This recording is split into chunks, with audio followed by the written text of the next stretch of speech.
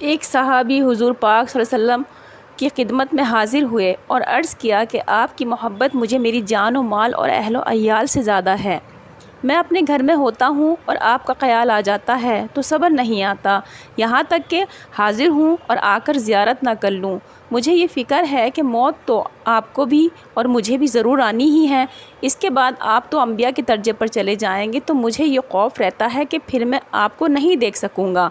حضور پاک صلی اللہ علیہ وسلم نے اس کے جواب میں سکوت فرمایا کہ حضرت جبرائیل علیہ السلام تشریف لائے اور یہ آیت سنائی۔ ترجمہ: جو شخص اللہ اور رسول کا کہنا مان لے گا تو ایسے اشخاص بھی جنت میں ان حضرات کے ساتھ ہوں گے جن پر اللہ نے انعام فرمایا، یعنی انبیاء اور صدیقین اور شہداء اور صالحہ، اور یہ حضرات بہت اچھے رفیق ہیں اور ان کے ساتھ رفاقت محض اللہ کا فضل ہے، اور اللہ تعالیٰ خوب جاننے والے ہیں ہر ایک کے عمل کو۔ اس قسم کے واقعات بہت سے صحابہ رضی اللہ تعالیٰ عنہ کو پیش آئے اور آنا ضروری تھے۔ عشق است و ہزار بدگمانی، حضور پاک صلی اللہ علیہ وسلم نے جواب میں یہی آیت سنائی۔ چنانچہ ایک صحابی رضی اللہ تعالیٰ عنہ حاضر ہوئے اور عرض کیا کہ یا رسول اللہ، مجھے آپ سے ایسی محبت ہے کہ جب خیال آ جاتا ہے اگر اس وقت میں آ کر زیارت نہ کر لوں تو مجھے غالب گمان ہے کہ میری جان نکل جائے، مگر مجھے یہ خیال ہے کہ اگر میں جنت میں داخل بھی ہو گیا تب بھی آپ سے تو نیچے درجے میں ہوں گا، مجھے تو جنت میں بھی آپ کی زیارت بغیر بڑی مشقت ہوگی۔ آپ نے یہی آیت سنائی، اور ایک حدیث میں آیا ہے کہ ایک انصاری رضی اللہ تعالیٰ عنہ حاضر خدمت ہوئے اور نہایت غمگین تھے۔ حضور پاک صلی اللہ علیہ وسلم نے فرمایا، غمگین کیوں ہو؟ عرض کیا کہ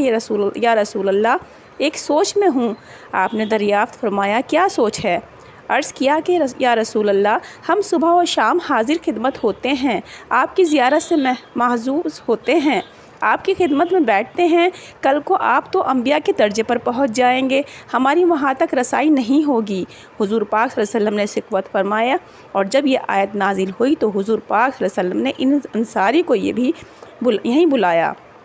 اور ان کو اس کی بشارت دی کہ ایک حدیث میں آیا ہے کہ بہت سے صحابہ رضی اللہ تعالیٰ عنہ یہ اشکال کیا۔ حضور پاک صلی اللہ علیہ وسلم نے یہ آیت ان کو سنائی۔ ایک حدیث میں ہے کہ صحابہ رضی اللہ تعالیٰ عنہ نے عرض کیا کہ یا رسول اللہ، یہ تو ظاہر ہے کہ نبی کو امتی پر فضیلت ہے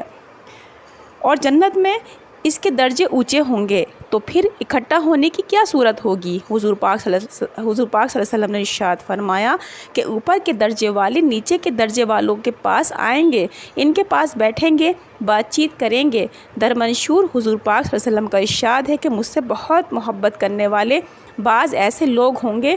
جو میرے بعد پیدا ہوں گے، اور ان کی یہ تمنا ہوگی کہ کاش اپنے اہل و عیال اور مال کے بدلے میں وہ مجھے دیکھ لیتے۔ خالد رضی اللہ تعالیٰ کی بیٹی عبیدہ کہتی ہیں کہ میرے والد جب بھی سونے لیٹتے تو مجھ تک آنکھ نہ لگتی، جب تک آنکھ نہ لگتی جاگتے رہتے، حضور پاک صلی اللہ علیہ وسلم کی یاد اور شوق اشتیاق میں لگے رہتے، اور مہاجرین اور انصار صحابہ کا نام لے کر یاد کرتے رہتے اور یہ کہتے کہ یہی میرے اصول فروغ ہیں، یعنی بڑے اور چھوٹے، اور ان کی طرف میرا دل کھینچا جا رہا ہے۔ یا اللہ، مجھے جلد ہی موت دے دے کہ ان لوگوں سے جا کر ملوں، اور یہی کہتے کہتے سو جاتے۔ حضرت ابو بکر صدیق رضی اللہ تعالیٰ نے ایک مرتبہ عرض کیا کہ یا رسول اللہ، مجھے اپنے باپ کے مسلمان ہونے کی بنسبت آپ کے چچا ابو طالب کے مسلمان ہو جانے کی زیادہ تمنا ہے، اس لیے کہ اس سے آپ کو زیادہ خوشی ہوگی۔ حضرت عمر رضی اللہ تعالیٰ نے یہ ایک مرتبہ حضور پاک صلی اللہ علیہ وسلم کے چچا حضرت عباس رضی اللہ تعالیٰ سے عرض کیا کہ آپ کے اسلام لانے کی مجھے زیادہ خوشی ہے اپنے باپ کے مسلمان ہونے سے، اس لیے کہ آپ کا اسلام حضور پاک صلی اللہ علیہ وسلم کو زیادہ محبوب ہے۔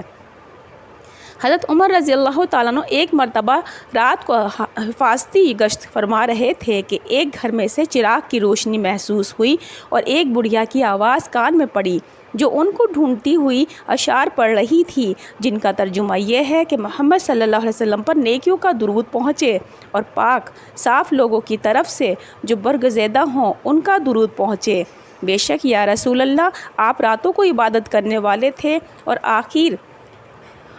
آخر راتوں کو رونے والے تھے۔ کاش مجھے یہ معلوم ہو جاتا کہ میں اور میرا محبوب کبھی اکٹھا ہو سکتے ہیں یا نہیں، اس لیے کہ موت مختلف حالتوں میں آتی ہے، نامعلوم میری موت کس حالت میں آئے۔ اور